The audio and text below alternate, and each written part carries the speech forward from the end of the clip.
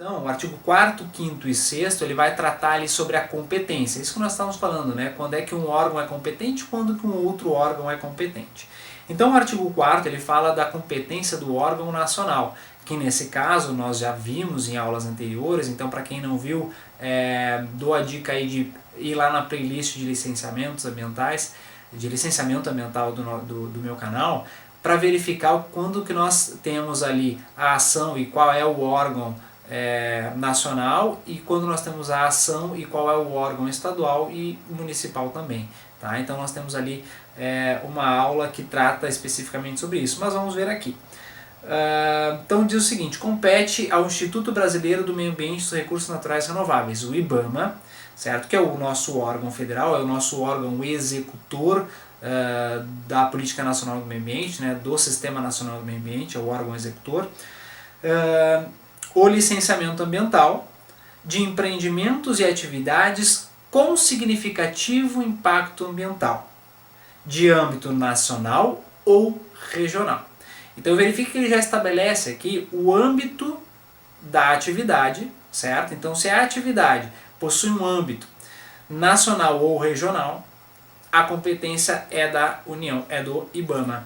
E aí nós temos alguns incisos aqui no qual ele exemplifica o que significa esse âmbito aí nacional e regional. Então é o seguinte: o primeiro, localizadas ou desenvolvidas conjuntamente no Brasil ou em país limítrofe. Então sempre aquelas atividades de fronteira são licenciadas pelo órgão nacional.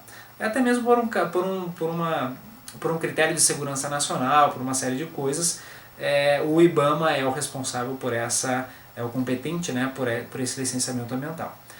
No mar territorial, na plataforma continental e na zona econômica exclusiva, em terras indígenas e unidades de conservação de domínio da União. Lembrando que quando a gente fala de unidades de conservação de domínio da União, nós temos o ICMBio, né, o Instituto Chico Mendes de Conservação da Biodiversidade.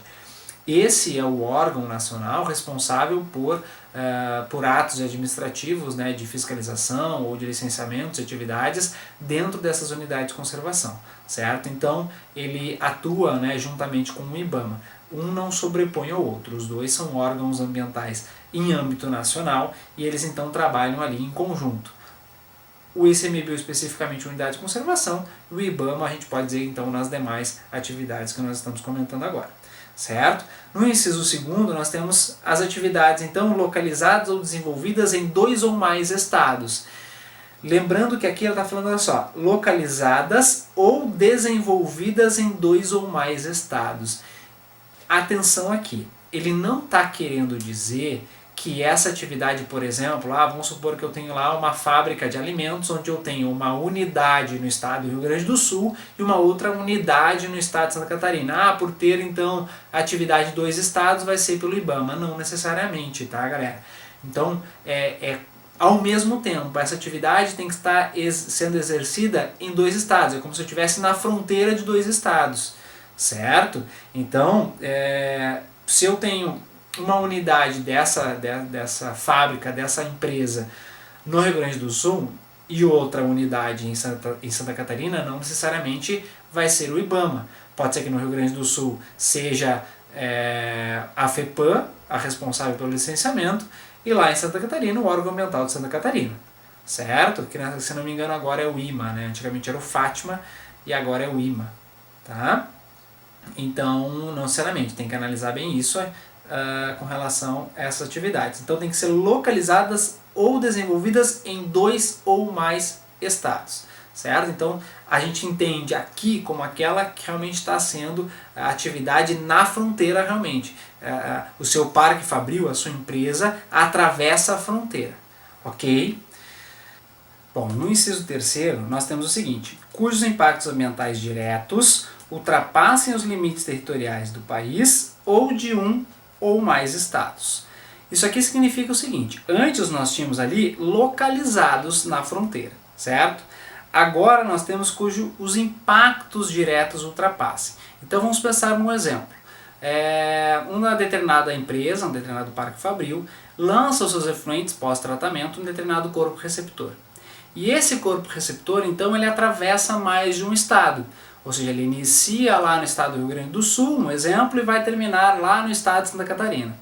Se esses impactos, então, diretos, podem ultrapassar esse limite territorial do estado, significa, então, que essa atividade deve ser, tem a competência, né, para o licenciamento da União, justamente porque esses impactos diretos vão ultrapassar mais de um estado. Ok? A mesma forma, se eu tenho um parque fabril que lança suas emissões atmosféricas, e essas emissões, então, podem ultrapassar os limites territoriais do estado. Ok? Então aqui também nós temos um outro exemplo, certo? Então aqui a gente está falando, primeiro a gente falou da localização e agora a gente falou dos impactos ambientais diretos, ok? Depois então no inciso 4 ele fala sobre as atividades no qual utiliza a energia nuclear. Sempre que nós falamos então sobre energia nuclear, essa competência é da União, certo? Então ele deixa bem claro isso aqui.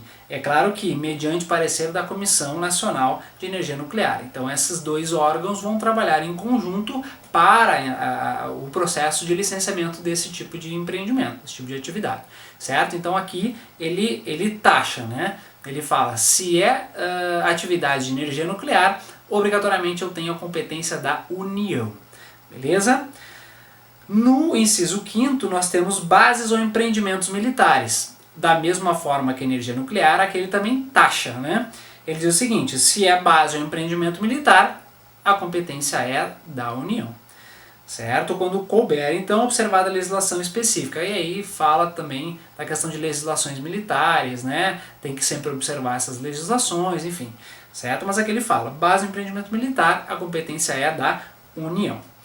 E aí, lá no seu parágrafo 1º desse artigo 4º, então, ele fala que, mesmo que a competência seja do órgão nacional, seja do IBAMA, isso não exclui um exame técnico, um parecer, dos órgãos estaduais e municipais. Por quê? Porque a atividade, obviamente, vai estar localizada dentro de um município e, obviamente, dentro de um estado. Se, obviamente, vai estar assim, tem que esses órgãos também participar do procedimento de licenciamento, do processo de licenciamento. Justamente porque muitas vezes é eles que vão participar ativamente da fiscalização, vão exercer ali o seu poder de polícia, certo? Ou seja, o poder de polícia é quando a obrigatoriedade da fiscalização, da atividade de fiscalização, é do órgão competente para o licenciamento. Mas muitas vezes ele não consegue dar conta. Então o poder de polícia permite aos órgãos estaduais e municipais realizar esse tipo de fiscalização.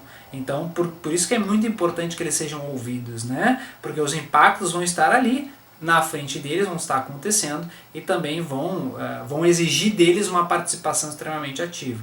Então é importante esse parecer, é importante esse exame técnico desses órgãos também, certo? Depois fala então que o IBAMA, no parágrafo 2º, né?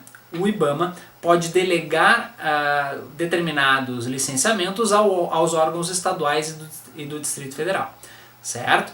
Então ele fala aqui realmente dessa delegação de competência. Não necessariamente o órgão ambiental nacional ele vai ser competente para o licenciamento de todas essas atividades, independente de onde esteja, impactos diretos. Muitas vezes o órgão estadual tem capacidade técnica, infraestrutura para realizar esse tipo de licenciamento, então é delegado a esses estados. Então observem que para essa delegação eu tenho que observar uma série de aspectos desse órgão ambiental estadual. Se ele tem corpo técnico habilitado para fazer esse tipo de processo, né, esse tipo de ato administrativo, se ele tem estrutura física para isso, né, se ele tem de fato todo um aparato, uma estrutura para executar esse tipo de atividade. Certo? Não é simplesmente eu vou delegar porque eu não estou a fim de fazer. Não, tem que analisar, obviamente, a estrutura do órgão ambiental estadual e também dos municípios. Certo? Então o IBAMA pode delegar aos estados e ao Distrito Federal o licenciamento de determinadas atividades. No artigo 5º, então, tratamos agora da competência dos órgãos estaduais e também do Distrito Federal. Certo?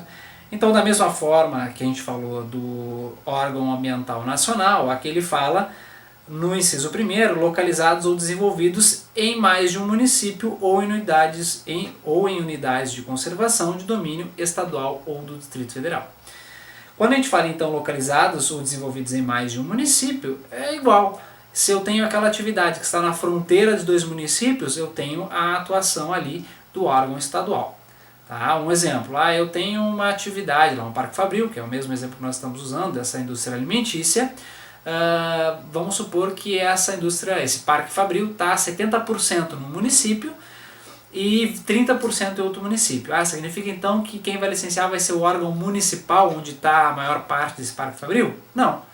Justamente por estar nessa fronteira de 2 municípios, nós temos a atuação do órgão estadual na competência desse licenciamento. Certo? Então aqui nós temos um exemplo. Depois no inciso segundo ele fala sobre as florestas, né, e a questão de APPs também. No inciso terceiro ele fala cujos impactos ambientais diretos ultrapassam os limites territoriais de um ou mais municípios. Da mesma forma que a gente falou dos impactos diretos em um ou mais estados, quando a gente fala de competência estadual, a gente fala de um ou mais municípios, certo? E só a gente realmente observar essa questão territorial, né? Essa questão de ultrapassar os limites territoriais. Então, ali nós podemos seguir aqui o mesmo exemplo que nós tínhamos do lançamento de um efluente pós-tratamento no corpo hídrico receptor. Nós temos, por exemplo, um determinado município então foi lançado e este rio, este corpo receptor, ele passa por mais de um município. E aí esses impactos então, né, esses efluentes podem causar impactos diretos em mais de um município. Bom, aqui nós temos, através desse inciso, a competência ao órgão estadual ambiental para atuar, certo? E lá no inciso 4º, então, como nós já havíamos comentado no parágrafo 2º do artigo anterior, delegados pela União aos Estados e ao Distrito Federal. Então, aquelas atividades que a União delega aos Estados, obviamente que observadas as infraestruturas, as estruturas desses órgãos ambientais, então ele pode delegar por instrumento legal ou convênio a estes órgãos estaduais, certo? No parágrafo único desse artigo 5º, então, nós temos o órgão ambiental estadual ou do Distrito Federal fará o licenciamento após considerar o exame técnico precedido dos órgãos ambientais dos municípios. Da mesma forma que nós comentamos anteriormente, quando a gente falou da competência nacional, que vai ser ouvido também os órgãos estaduais e municipais, quando a gente fala da competência dos estados também vão ser ouvidos os órgãos municipais no qual aquele empreendimento está inserido, está instalado ou será instalado. Tranquilo? Seguindo aqui, no artigo 6º nós temos a competência do município. Quando nós falamos da competência dos municípios, nós estamos falando de impacto local. Observem que ele mesmo fala, compete ao órgão ambiental municipal, ouvidos os demais órgãos, estadual e nacional, as atividades cujo impacto é local. Ou seja, aquela atividade no qual os impactos são observados, ou os impactos diretos, não ultrapassam os limites de onde está instalado aquele empreendimento, de repente a vizinhança, alguma coisa assim. Então pode recair sobre o órgão municipal, certo? Professor, o órgão municipal pode também ter competência de licenciamento para atividades de grande porte e um potencial poluidor maior? Pode, desde que ele tenha, obviamente, como nós já comentamos, uma infraestrutura suficiente para conseguir dar conta desse procedimento, desse processo. Além disso, obviamente, vistorias, fiscalizações frequentes e assim por diante. E para que ele também tenha essa competência tem que ser delegada pelos estados. Então, se o estado tem a competência para aquela determinada atividade, ele pode delegar ao município aquela competência, desde que o município, então, tenha uma infraestrutura capaz de absorver esse tipo de demanda. Ok? Da mesma forma que ele trata ali, né? E daqueles que lhe forem delegados pelo Estado por instrumento legal ou convênio, da mesma forma que a gente tinha comentado anteriormente. No artigo 7º, ele traz: os empreendimentos e atividades serão licenciadas em um único nível de competência. Isso significa que, em nenhum momento, eu vou ter que submeter um processo de licenciamento na União e também no Estado no qual está inserido o empreendimento. Ou é em um, ou é em outro. Parece óbvio, né? Mas esse artigo 7º ele traz o óbvio para nós. Né? Então o óbvio também precisa ser colocado no papel, né? Precisa ser dito também. Então, obviamente, somente uma competência para o licenciamento. Não pode, então, ser licenciado por mais de um órgão ambiental. Agora a gente fala sobre os tipos de licença. Nós já havíamos comentado, quando a gente falou lá do conceito de licenciamento de licença, que ele traz ali quais são os tipos, previamente, nos dá a ideia de quais são os tipos. Então aqui nesse artigo 8º nós temos esses tipos. Então, licença prévia, licença de instalação e licença de operação. LP, LI e LO. A LP, então, o próprio nome já está dizendo, a licença prévia é preliminar ao empreendimento, é antes de qualquer concepção desse empreendimento, certo? Então é a ideia, digamos, é a intenção do empreendedor, é essa fase preliminar, certo? Então diz lá, concedida na fase preliminar do planejamento do empreendimento, observe que é o planejamento, é a ideia, ou atividade, aprovando a sua localização. Então, eu vou querer instalar um determinado empreendimento em um determinado local, e esse local então vai ser analisado por uma série de questões.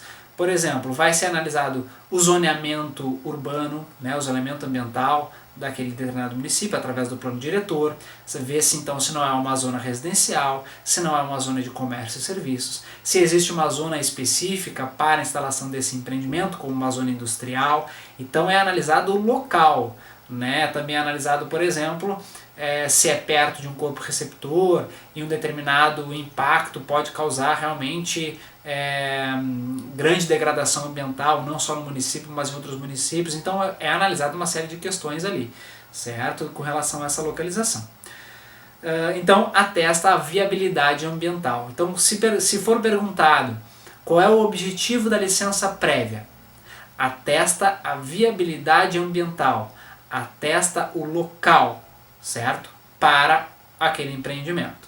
Então ele vai analisar o local e a viabilidade ambiental daquele empreendimento. Esse é o objetivo da licença prévia, da LP. Ok? Então é isso que ele aprova. Licença de instalação, o próprio nome já está falando. Qual é o objetivo dele? Aprovar a instalação daquele empreendimento. Ok? É óbvio que para que nós tenhamos a licença de instalação devem ser observadas, obviamente, todas as condicionantes, devem ser atendidas todas as condicionantes da nossa licença prévia. Uma depende da outra para a sua aprovação, obviamente. Então, atendi as condicionantes da LP e tenho também atendido ali todo o planejamento de instalação, ou seja, eu tenho apresentado e aprovado o planejamento de instalação, bom, aí eu posso ter então a nossa licença de instalação, certo? Ou seja, autoriza a instalação. Qual é o objetivo da LI? A instalação, é a autorização da instalação. Toda licença é uma autorização, ok? Então, obviamente, observando todas as especificações técnicas dessa instalação, todo o planejamento dela. Certo? Licença de operação, também o próprio nome já está falando, autoriza a operação. Também desde que atendido todas as condicionantes das licenças anteriores, da LP e da LI. Ok? E obviamente atendendo a todo o planejamento da própria licença de operação, das próprias condicionantes da licença de operação também. Então está bem descrito ali, né? Autoriza a operação da atividade, do empreendimento, após a verificação do efetivo cumprimento do que trata as licenças anteriores, né? Do que consta nas licenças anteriores, com as medidas de controle e condicionantes determinados para a operação. Ok? Então também todas as licenças vão ter lá suas condicionantes, ou seja, quais são as medidas a serem tomadas pelo empreendedor e que obrigatoriamente devem ser atendidas. Então, uma vez atendido, eu tenho a liberação. Ok? Parágrafo único, então, as licenças ambientais poderão ser expedidas isoladas ou sucessivamente, de acordo com a natureza, característica e fase do empreendimento ou atividade. O que ele está querendo dizer aqui? Lembra que nós comentamos lá no conceito sobre a licença de ampliação? Pois bem, aqui pode ser uma possibilidade dessa atuação das 3 licenças ao mesmo tempo, somente de uma licença, certo? Pode ser um outro tipo de estudo, um estudo mais simplificado, em vez de ter um estudo para LP, para LI e para LO. Então aqui o órgão ambiental vai estabelecer quais são as informações que devem ser prestadas para a licença de ampliação. Ou muitas vezes, né, como muito acontece, o empreendimento ele começa a funcionar sem qualquer tipo de licença, e aí, devido a uma fiscalização, acaba sendo obrigatório o procedimento de licenciamento desse empreendimento. O que acontece? Às vezes eu tenho ali que fazer uma licença de regularização, que acontece em alguns municípios ou até mesmo em alguns estados. E essa licença de regularização pode prever as 3 licenças ao mesmo tempo. Obviamente que vão ter os custos das 3 licenças, mais aí uma multa por estar operando sem licença, ou seja, obviamente que o custo vai ser muito maior e obviamente também a fiscalização efetiva nessa empresa que não tinha licenciamento estava operando vai ser muito maior, as exigências vão ser muito mais restritivas ali, certo? Então nós temos essa possibilidade de que essas licenças estejam contempladas em uma única licença, por exemplo, ampliação e regularização, ou elas serem solicitadas isoladamente, só sendo necessário, por exemplo, uma licença de operação, né? Muitas vezes é conhecida como licença de ampliação e operação. Então é só uma licença ali, ela está sendo solicitada isoladamente. Vai depender muito do órgão ambiental, né? Das características desse órgão ambiental, mas é possível, está previsto aqui nesse parágrafo único desse artigo 8º. Ok? Espero que eu tenha sido claro. Se eu não fui, vai lá, comenta ali no vídeo. Professor, explica um pouquinho melhor essa parte aí que eu não entendi nada. Beleza, estamos aqui para isso, ok? Aí eu faço um novo vídeo explicando mais uma vez esse artigo, ok? Não se sinta constrangido. Artigo 9º. O CONAMA definirá, quando necessário, licenças ambientais específicas observadas a natureza, características, peculiaridades e assim por diante. Ou seja, o CONAMA, que é aquele órgão consultivo e deliberativo do SISNAMA, do Sistema Nacional do Meio Ambiente, ele que estabelece padrões, né, e resoluções para que nós tenhamos aí a aplicação, né, efetiva da Política Nacional do Meio Ambiente, por exemplo. Então ele pode ali definir alguns tipos específicos de licença, tá? Mas isso também não impede que o órgão ambiental assim o faça, desde que não seja menos restritivo do que as legislações ali já postas, ok? Artigo 10º, então, define o procedimento de licenciamento. Tá? Não vou me ater a isso porque nós temos uma aula específica sobre procedimento para o licenciamento, lá na nossa playlist de licenciamento ambiental. Então não vou me ater a detalhes disso. Tá? A única coisa que eu devo dizer é o seguinte: dependendo se é uma atividade potencialmente poluidora, sem a necessidade de ter o EIA-RIMA, o prazo, né, para a obtenção dessa licença para o órgão ambiental de análise, definição, enfim, até a expedição da licença é de 6 meses. Agora, se eu tenho um empreendimento cujo tem a necessidade de executar um EIA-RIMA, aí esse prazo dobra para o órgão ambiental. Esse prazo pula de 6 para 12 meses. Certo? Então nós temos aí, eu protocolei uma solicitação de análise, né, do processo de licenciamento do meu empreendimento, no dia tal. Se eu fiz o EIA-RIMA, se eu estou protocolando junto com o EIA-RIMA, esse prazo de análise do órgão ambiental até a expedição da licença é de 12 meses. Se não precisa de EIA-RIMA, esse prazo é de 6 meses. Professor, lá no meio o órgão ambiental solicitou complementação de informações. Este prazo de 6 ou de 12 meses ele fica suspenso até que o empreendedor então coloque novas informações solicitadas ao órgão ambiental. Uma vez então protocoladas essas novas informações, começa a correr novamente o prazo até o seu final. Ok? Então esse prazo de 6 e 12 meses é o prazo para o órgão ambiental e não para o empreendedor. Certo? Caso o empreendedor tenha que fazer a complementação, ele também tem um prazo específico, né, que está previsto aqui também, certo? Bom, então, passados esses trâmites, o órgão ambiental então emite o parecer e aí nós temos a licença ambiental emitida. É óbvio que nós já comentamos que essa licença então dá-se a publicidade a ela, para que todos aqueles que possam ser influenciados por aquele empreendimento possam então ter o conhecimento geral sobre, enfim, sobre os impactos, as influências dessa atividade, certo? E aí então nós temos aqui nesse artigo então a questão do procedimento, ok?